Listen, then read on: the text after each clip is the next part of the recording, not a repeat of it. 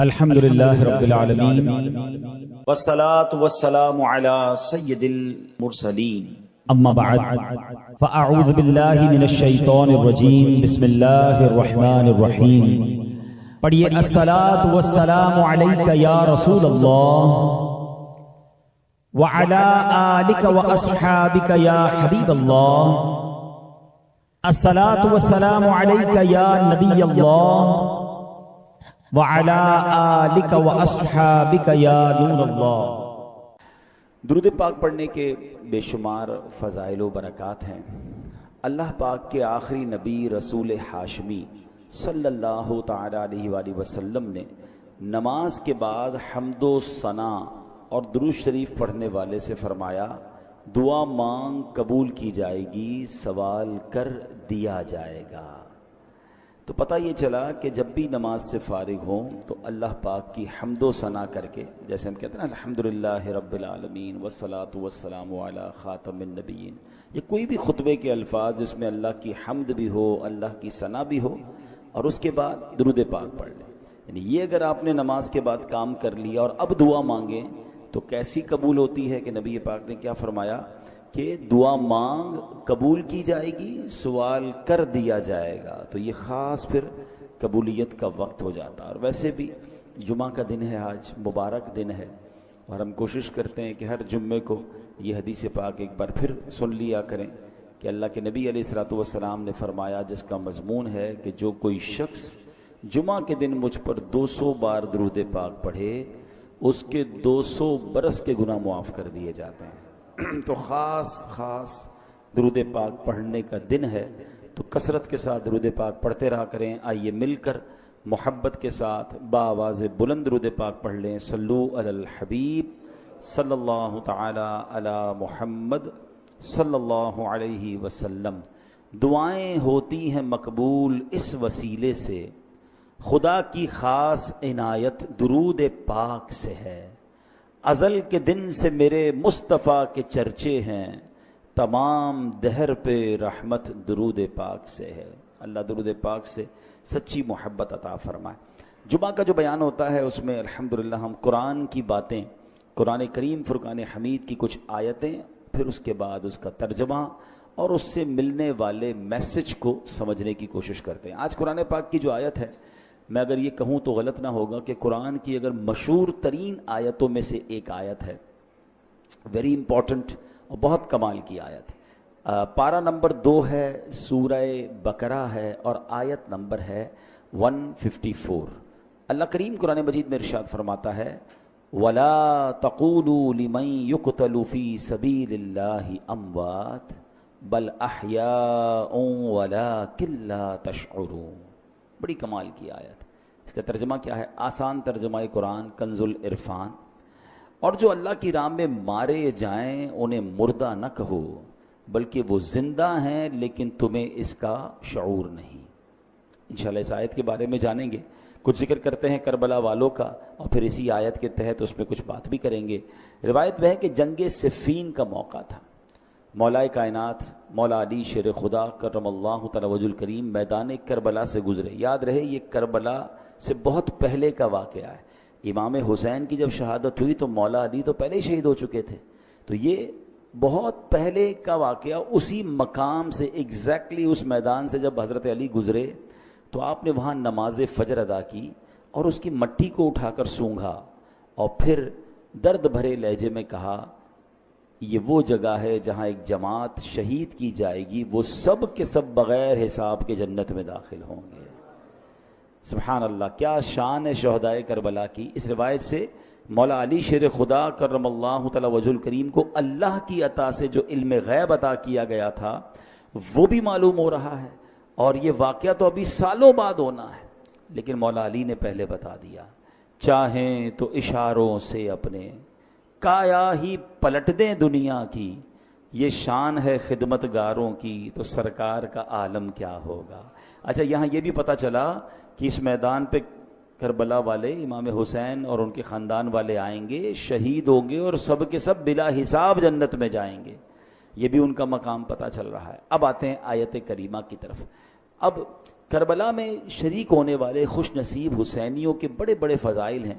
ان میں بعض تو صحابہ تھے، اور ہمارا سچا پکا عقیدہ ہے کہ ہر صحابی جنتی ہے.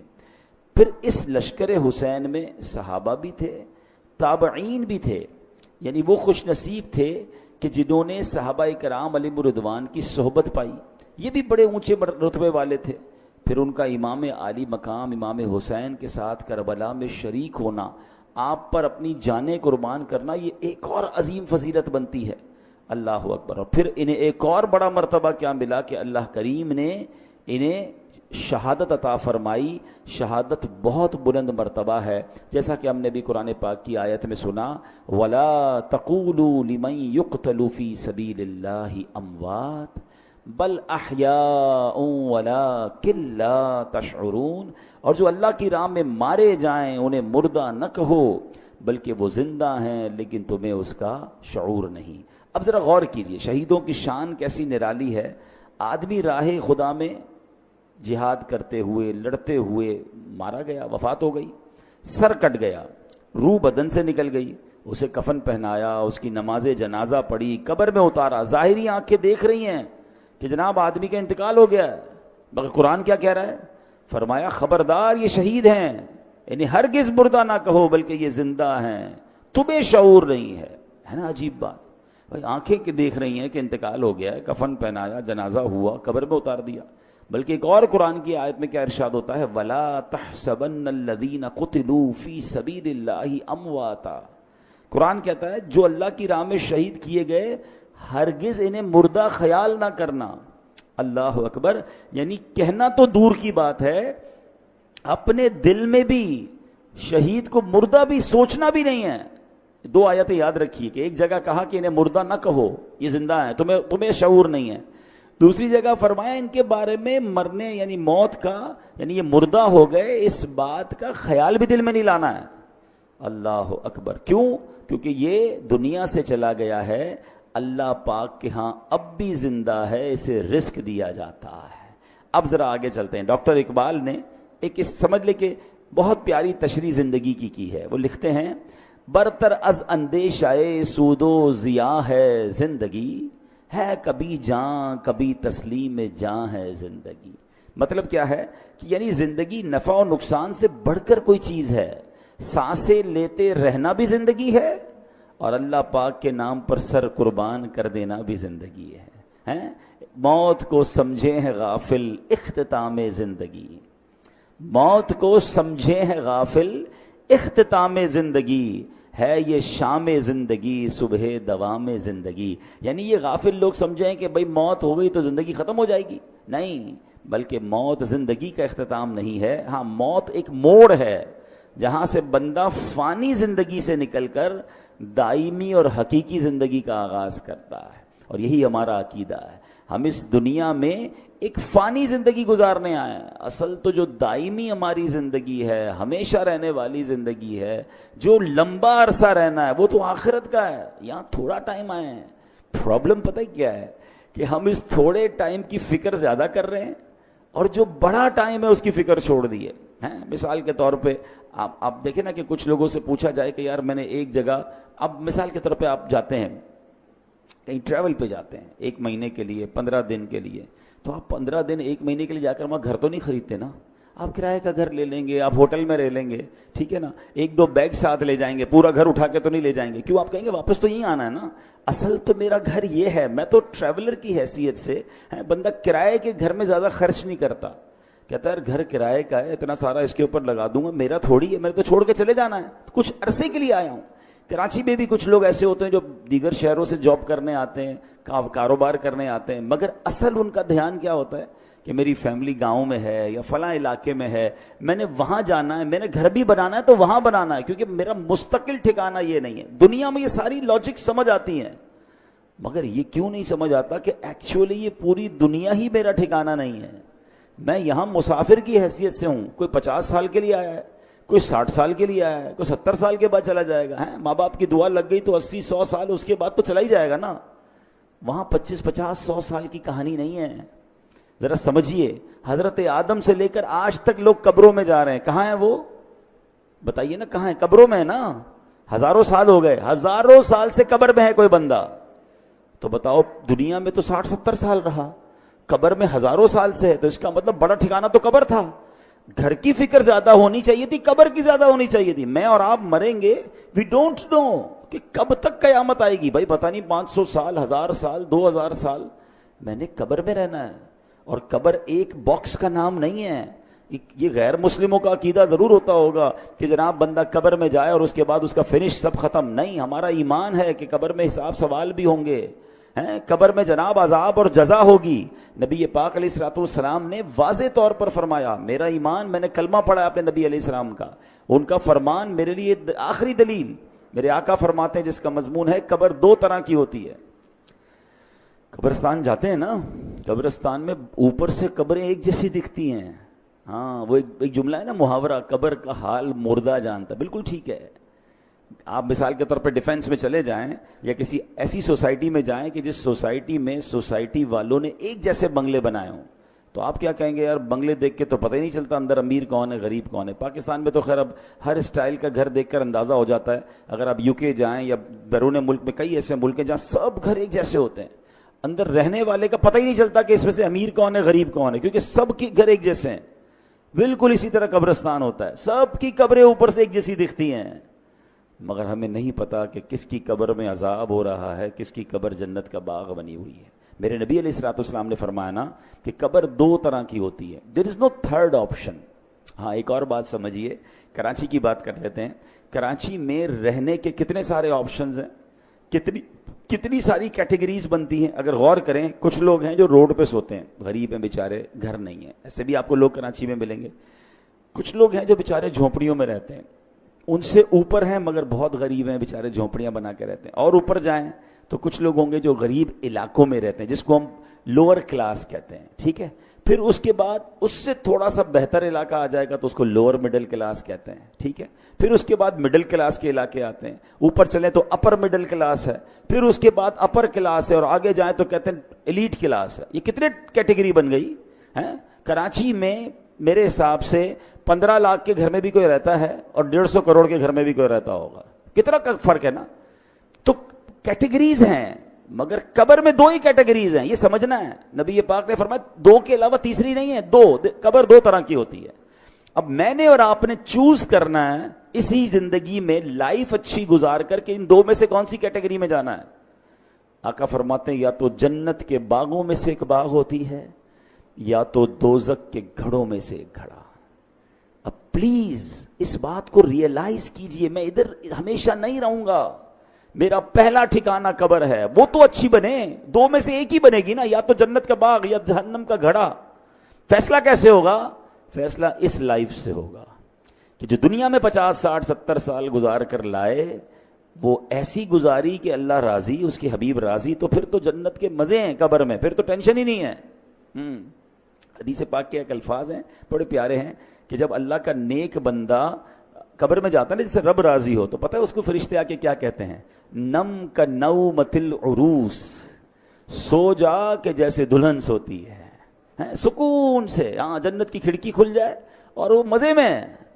لیکن اللہ جس سے ناراض ہوا، نبی پاک علیہ الصلوۃ والسلام کی احادیث میں مضمون ملتا ہے، میرے آقا نے نا دونوں ہاتھ ملا کر بتایا کہ بے نمازی کو قبر ایسے دبائے گی کہ اس کی پسلیاں ٹوٹ پھوٹ کر ایک دوسرے میں پیوست ہو جائیں گی۔ آج کل عید کے دنوں میں یا کبھی دوست کوئی ملے ذرا جاندار قسم کا، زور سے دبا دے تو چیخ نکل جاتی ہے، تو جب قبر دبائے گی نا تو نبی پاک نے یہ فرمایا۔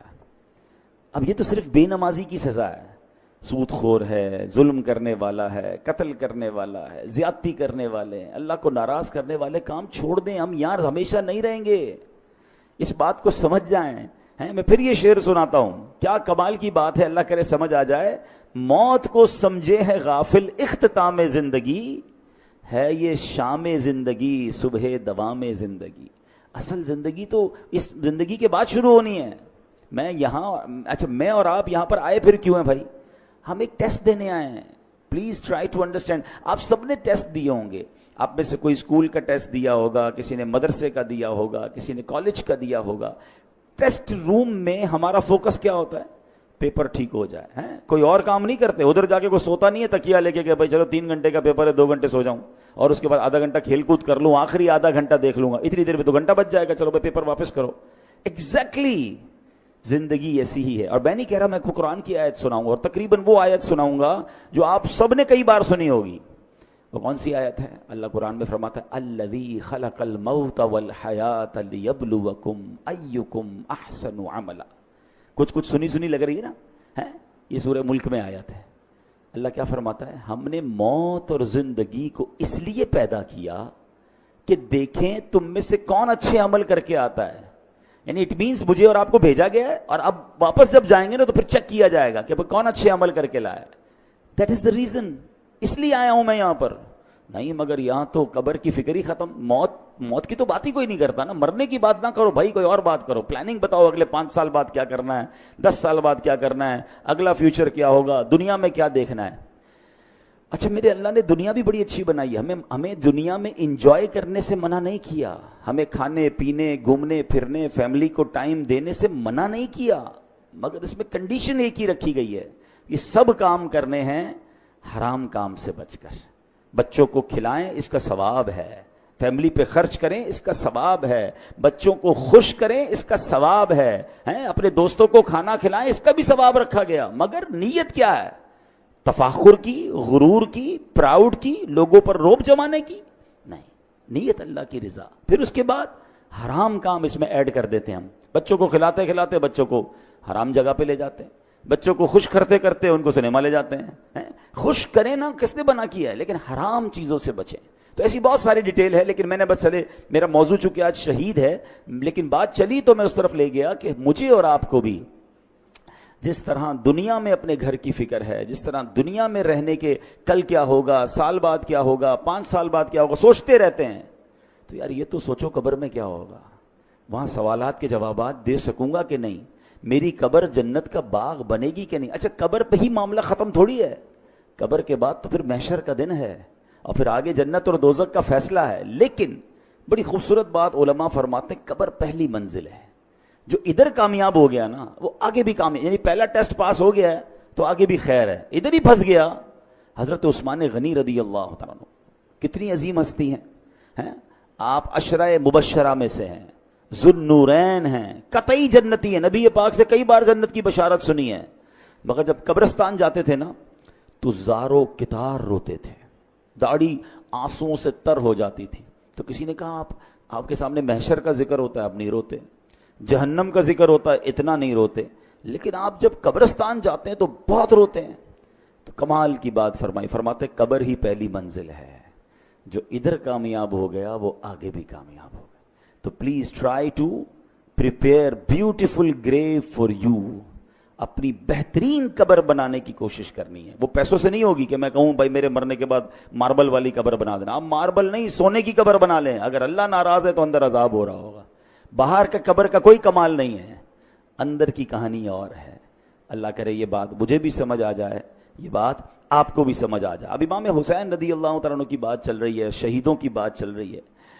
حضرت زید بن ارقم رضی اللہ تعالیٰ عنہ, شہید زندہ ہوتا ہے نا. اب ذرا سنیے گا واقعہ, میں امام حسین کا واقعہ سنانے لگا ہوں. صحابی رسول ہیں حضرت زید بن ارقم, کہتے ہیں جب یزیدی لشکر نے ظلم پہ ظلم ڈھایا کہ امام عالی مقام کے سر انور کو معاذ اللہ جب نیزے پر اٹھا لیا گیا, شہید کر کے سر مبارک کو معاذ اللہ کٹ کر کے اب نیزے پر اٹھا کر اسے گلی گلی لیے پھرتے تھے. اللہ اکبر.